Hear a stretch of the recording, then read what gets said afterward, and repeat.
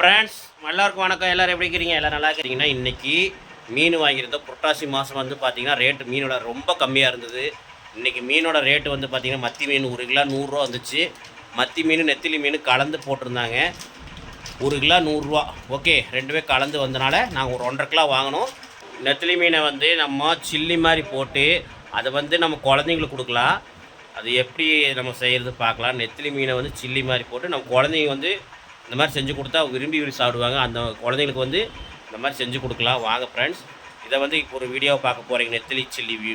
நெத்திலி மீன் chilli video. இந்த video முடிஞ்சதுக்கப்புறம் அதுக்கடுத்தது வந்து பார்த்திங்கன்னா நம்ம மத்தி மீன் வறுவல் பார்க்கலாம். ஓகே ஃப்ரெண்ட்ஸ், வாங்க நம்ம இப்போ வீடியோக்குள்ளே போகலாம்.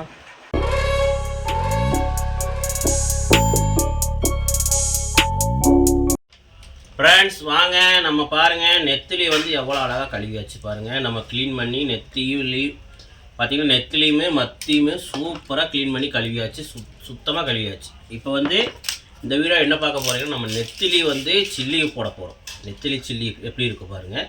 நெத்திலி மீனில் சில்லி செஞ்சு சாப்பிட்டிங்கன்னா சொல்ல வேணும். பாருங்கள் எவ்வளோ அழகாக இருக்குது பாருங்கள். சின்ன நெத்திலியாக இருக்கிறதுனால உங்களுக்கு சில்லி போடுறதுக்கு சூப்பராக இருக்கும், டேஸ்ட்டாக இருக்கும். பெருசாக இருந்தாலும் டேஸ்ட்டாக இருக்கும். ஆனால் சின்ன நெத்திலியாக இருந்தால் உங்களுக்கு முள் வந்து அவ்வளோ வாய்க்கு தெரியாது.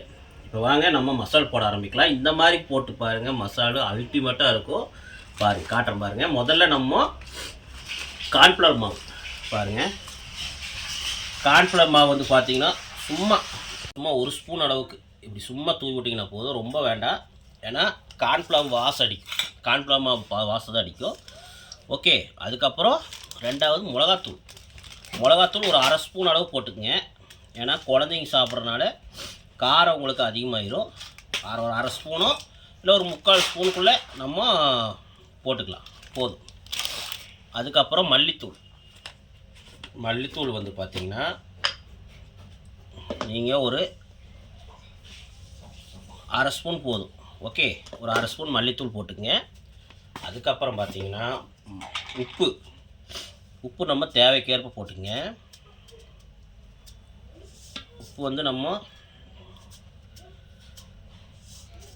உப்பு நம்ம தேவைக்கேற்ப போட்டுக்குங்க. அதுக்கப்புறம் மஞ்சத்தூள் வந்து கண்டிப்பாக போட்டே ஆகும். ஏன்னா கிருமி நாசினி, அதனால் ஒரு 1/4 ஸ்பூன் அளவுக்கு நான் மஞ்சத்தூள் போட்டுக்கிறேன்.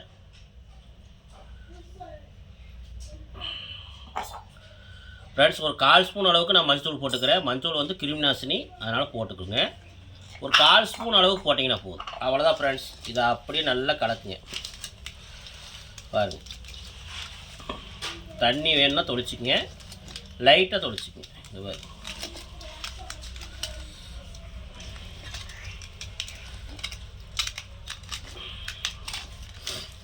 இதை வந்து நல்லா இப்படி கலக்கி வச்சுட்டு ஊற வச்சிட்டிங்கன்னா அவ்வளோ அருமையாக இருக்கும் ஃப்ரெண்ட்ஸ். ஒரு 10 நிமிஷம், ஒரு 1/4 மணி நேரம் ஊறினா போதும். ஏன்னா சின்ன மீன்னாலும் சீக்கிரம் உங்களுக்கு ஊறிக்கும். தண்ணி அதிலே இருக்குது, நான் தண்ணி ஊற்றலை. ஏன்னா பார்த்தீங்கன்னா மீன்லேயே தண்ணி இருக்கிறனால நம்ம ஊற்றலை, ஈரப்பதம் இருக்கிறதுனால நம்ம ஊற்றலை.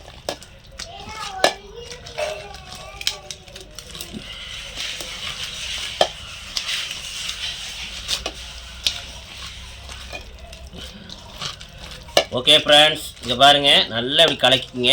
நல்லா சில்லிக்கு எப்படி கலக்குறீங்களோ மெதுவாக கலக்கிங்க. ரொம்ப போட்டு அமுத்துனீங்கன்னா உடஞ்சிரும். ஆனால் பொடி நெத்திலியாக இருக்கிறனால நான் வந்து பார்த்திங்கன்னா ஒரு 3/4 கிலோ வாங்கியிருப்பேன் நினைக்கிறேன். எனக்கு க்ளீன் பண்ண போக இவ்வளோ தான் கிடச்சிருக்கு, ஒரு 1/2 கிலோ கிடச்சிருக்குது, அவ்வளோதான். பாருங்கள், ஏன்னா மண்டையெல்லாம் உங்களுக்கு கழிவெல்லாம் போச்சுன்னா உங்களுக்கு கம்மியாகிடும். இந்த மாதிரி நல்லா கலக்கிட்டிங்கன்னா உங்களுக்கு அந்த கார்ன்ஃப்ளவர் மாவு, மஞ்சத்தூள், மல்லித்தூள், மிளகாத்தூள்லாம் போய் கலந்து அப்படியே உங்களுக்கு அந்த மசாலா ஒட்டணும். அந்த மீனில் வந்து ஒட்டினாதான் அந்த மீன் வந்து நம்ம போட்டு எடுக்கும்போது, பொரிச்சு எடுக்கும்போது மீன் மொறுமொறுப்பாக கிடைக்கும். சில பேர் வந்து பார்த்திங்கன்னா ரொம்ப மாவுலாம் போட்டு கெட்டியாக செய்வீங்க. அந்த மாதிரி செய்கிறது செஞ்சுக்குங்க. நாங்கள் இந்த மாதிரி செஞ்சுக்குவோம். ஏன்னா குழந்தைங்க சாப்பிட்றனால நம்ம ரொம்ப மசாலா போட வேண்டாம், அவ்வளோதான். பாருங்கள், இந்த மாதிரி நம்ம செஞ்சு ஊற வச்சிட்டோம்னா அழகாக குழந்தைங்க எடுத்து இந்த மாதிரி செஞ்சு ஊற வச்சிட்டோம்னா குழந்தைங்க கேட்குறப்போ நம்ம எடுத்து அழகாக பொரிச்சு கொடுத்துர்லாம். எப்படி இருக்குன்னு பாருங்கள் மக்களே, எப்படி இருக்குன்னு கமெண்டில் சொல்லுங்கள். ஓகே, இவ்வளோ தான். உப்புலாம் கரெக்டாக இருக்கும்.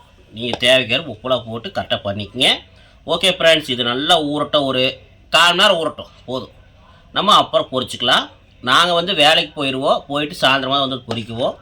நீங்கள் வந்து ஒரு 1/4 மணி நேரத்தில் பொரிச்சிக்கங்க. ஓகே, நான் இது பொரிக்கும் போது உங்களுக்கு காட்டுறேன்.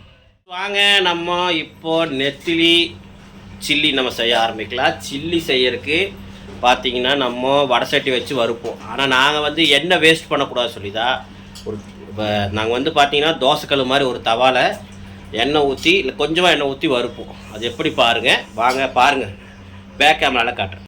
ஃப்ரெண்ட்ஸ் பார்த்தீங்கன்னா தெரியும், நான் ஒரு தோசைக்கல் மாதிரி ஒரு தவாவை எடுத்து அதில் எண்ணெய் ஊற்றி கொஞ்சமாக எண்ணெய் ஊற்றி நல்லா சூடாயிடுச்சு.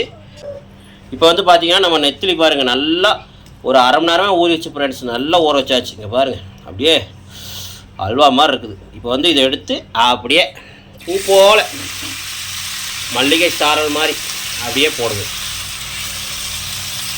போதும், இதுலேயே உங்களுக்கு வறுத்தரலாம். எதுக்கு எண்ணெய் அவ்வளோ வேஸ்ட் பண்ணுறீங்க?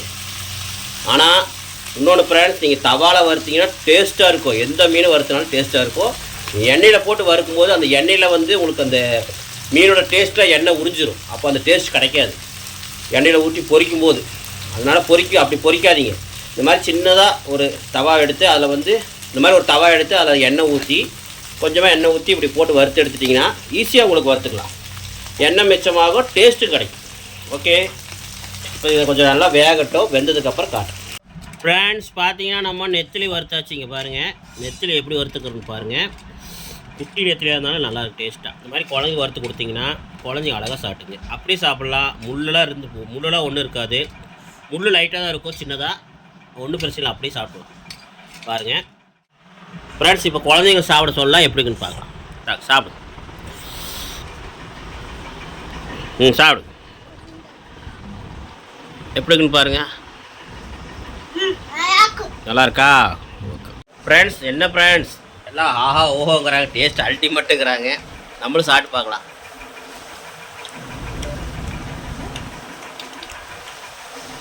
நெத்திலி நம்ம மசால் போடுறது நல்லா இருக்காமல் போகுமா? முள்ளுலாம் ஒன்று அவ்வளோவா இருக்காது, லைட்டாக இருக்கும் முள். அது மெல்லும் போதே நல்லாயிரும். பாருங்க, ஆஹா ஆஹா ஆஹா. இதுக்கு தான் மீன் சாப்பிட்ணுங்கிறது. மீன் தயவுசெய்து கிடச்சா நெத்திலி, இந்த மாதிரி மத்தி, இதெல்லாம் வந்து இப்படி சாப்பிடுங்க. இந்த மாதிரி மசாலா போட்டு சாப்பிட்டா தரம். ஓகே ஃப்ரெண்ட்ஸ், வீடியோ பிடிச்சா லைக் பண்ணுங்கள், ஷேர் பண்ணுங்கள், கமெண்ட் பண்ணுங்கள், மறக்காம சேனலுக்கு சப்ஸ்கிரைப் பண்ணுங்கள்.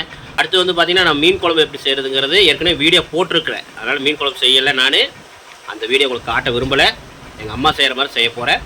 ஓகே ஃப்ரெண்ட்ஸ், இந்த வீடியோ பிடிச்சதா லைக் பண்ணுங்கள், ஷேர் பண்ணுங்கள், கமெண்ட் பண்ணுங்கள், மறக்காம சேனலுக்கு சப்ஸ்கிரைப் பண்ணிடுங்க. பாய் சொல்லுங்கள்.